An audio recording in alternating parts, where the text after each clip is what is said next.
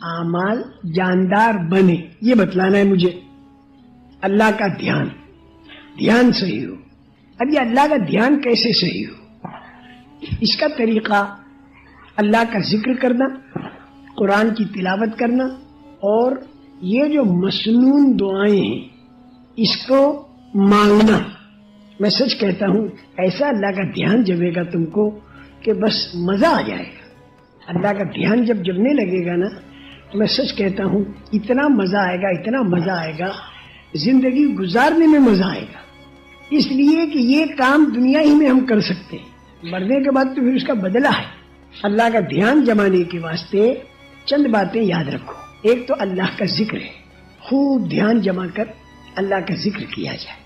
اور ذکر کے اندر یہ 6 تسبیحیں بتائی جاتی ہیں، اس کو معمولی مت سمجھو. یہ 6 تسبیحیں خوب اللہ کا دھیان جما کر کی. سبحان اللہ والحمد للہ ولا الہ الا اللہ واللہ اکبر، ساتھ میں اگر ولا حول ولا قوت الا باللہ العلی العظیم، اللہ کا دھیان جما کر یہ تسبیح پڑھی جائے.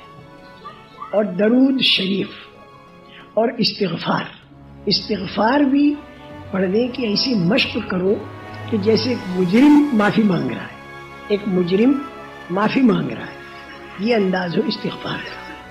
خوب جی لگا کر یہ 6 تسبیح اور قرآن پاک کی تلاوت، خوب اللہ کا دھیان جما کر، اور 24 گھنٹے کی جو سنت دعائیں ہیں اس کو مانگنا. ایک تو ہے پڑھنا اور ایک ہے مانگنا. تو دعا جو ہوتی ہے وہ پڑھنے کی چیز نہیں ہوتی، دعا جو ہوتی ہے وہ مانگنے کی چیز ہوتی ہے. اگر کوئی پڑھے دعا تو بھی اسے ثواب ملے گا، لیکن اصل مانگنا ہے، اللہ سے مانگنا، یعنی مانگنے کی کیفیت ہو. پڑھنے کے اوپر کا درجہ مانگنا. جیسے پڑھنا اور مانگنا میں فرق بتاؤں. ایک آدمی کسی کے پاس گیا، اسے پیسے چاہیے، تو ایک تو وہ یوں کہے کہ میں بہت ہی محتاج ہوں، میرے کو اتنے روپے کی ضرورت ہے، اس کا نام تو ہے پڑھنا. اور ایک ہوتا ہے مانگنا، بھائی مجھے بہت ضرورت ہے، میرے چھوٹے چھوٹے بچے ہیں، لڑکی کی شادی ہونے والی ہے، ذرا میرے کو اتنے روپے دے دو. یہ مانگنا ہے. تو دعا مانگنے کی ترتیب پر، مسنون دعائیں جو ہیں اسے یاد کرو اور مانگنے کی ترتیب.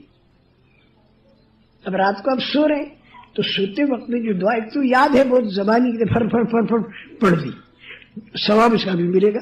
اور ایک یہ اللہم انی اسلمت الیک، اللہ وجہت وجہی الیک وفوضت امری الیک والجأت ظہری الیک رغبتاً ورہبتاً الیک لا ملجأ ولا منجأ منک الا الیک آمنت بکتابک الذی انزلت وبنبیک الذی ارسلت. اس کے معنی بھی سمجھ میں آ رہے ہو کہ اللہ سے مانگ رہا ہے، یہ آدمی اللہ سے مانگ رہا ہے. بڑی عجیب چیز ہے. اللہ کے فضل و کرم سے جماعتوں میں پھر کر مسنون دعائیں ہمارے بھائیوں کو اچھی یاد ہو گئی، لیکن مانگنے کی عادت ڈالو. اس مانگنے میں ذرا دھیان جمانا پڑے گا. نماز بھی پڑھو تو سورہ فاتحہ جو بولے مانگنے کی نوعیت ہو، مانگنا سے مانگ رہے ہم، اور پھر اللہ پاک اس کا جواب بھی دیتے ہیں. یہ ہمارے پیارے نبی صلی اللہ علیہ وسلم نے بتایا کہ اللہ پاک اس کا جواب بھی دیتے ہیں. ہم کہتے ہیں الحمدللہ رب العالمین، تو اللہ تعالیٰ اس کا جواب دیتے ہیں حمیدنی عبدی، میرے بندے نے میری تعریف کی.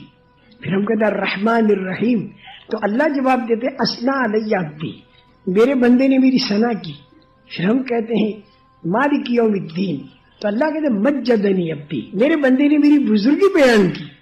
پھر ہم کہتے ہیں ایاک نعبد و ایاک نستعین، تو اس پر اللہ تعالیٰ کہتے ہیں کہ اس میں میری بھی ہے اور تیری بھی ہے، عبادت تو اللہ کی اور مدد بندے کی. اس کے بعد جو اہدنا الصراط المستقیم سے ولا الضالین تک جو ہے، یہ 3 آیتیں تو خالص بندے کے لیے دعا ہے. پہلی 3 آیتیں اللہ کی بزرگی ہے، اور بیچ کے جو ایاک نعبد و ایاک نستعین ہے، یہ کنیکشن ملاتی ہے بندے کا خدا سے.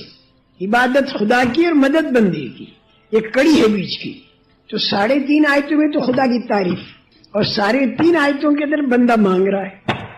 تو جب ولا الضالین کہا تو اخیر کے اندر اللہ پاک اس کا جواب دیتے ہیں کہ ھذا لی ولی عبدی ما سأل، یہ میری اور میرے بندے کی، اور میرے بندے کو وہ ملا جو میرے بندے نے مانگا. اب اگر سورہ فاتحہ روزانہ نمازوں کے اندر اس انداز سے پڑھیں کہ ہمارا مولا اس کا جواب دے رہا ہے، ایسا مزہ نماز کے اندر آپ کو آئے گا، ایسا مزہ نماز کے اندر آپ کو آئے گا کہ آپ کو گشتوں میں جانا مجاہدے کے ساتھ ہوگا. نماز میں بڑا مزہ آئے گا نا. اب گشت کا بھی وقت ہو رہا ہے تو گشت میں بھی جانا ہے. اب گشت میں جانا آپ کے لیے مجاہدہ ہوگا کیونکہ اس میں بڑا لطف آ رہا ہے. اس مجاہدے کے اندر بھی ترقی ہوگی انشاءاللہ، اس کے اندر بھی ترقی ہوگی. تو پھر میں کہتا ہوں تھوڑا بھی وقت اگر آپ کو نماز کا ملا تو انشاءاللہ تار سے تار مل جائے گا. تار سے تار ملا وہ ہونا تو بٹن دبا دو، بس دیر نہیں لگتی، صاحب روشنی ہو گئی. بٹن دبانے کی دیر، تار سے تار ملا ہوا ہو. اس لیے میرے محترم دوستو، اللہ کا دھیان جمتا ہے ذکر سے، تلاوت سے اور دعا سے. پہلے نماز میں جمے گا اور پھر انشاءاللہ آپ تجارت کرو گے تو تجارت میں بھی اللہ کا دھیان ہوگا کیونکہ نماز پڑھ کے آئے ہو، نماز میں کھڑے ہو کر آئے ہو، نماز میں اللہ کو بڑا کہا ہے آپ نے، اللہ اکبر. اب تجارت میں جاؤ گے تو آپ کو دھیان ہوگا کہ اللہ بڑے ہیں اور قیامت کے دن مجھے اللہ کے سامنے کھڑا ہونا ہے. اس لیے اب میں اپنی تجارت کے اندر کوئی کام ایسا نہ کروں کہ قیامت کے دن اللہ کے سامنے کھڑا ہونے میں مجھے شرمندگی نہ ہو. عورتیں بھی سامنے خریدار آئیں گی، کیا کیا ہوگا. تو یہ آدمی اللہ کے خوف کے ساتھ پھر تجارت کرے گا.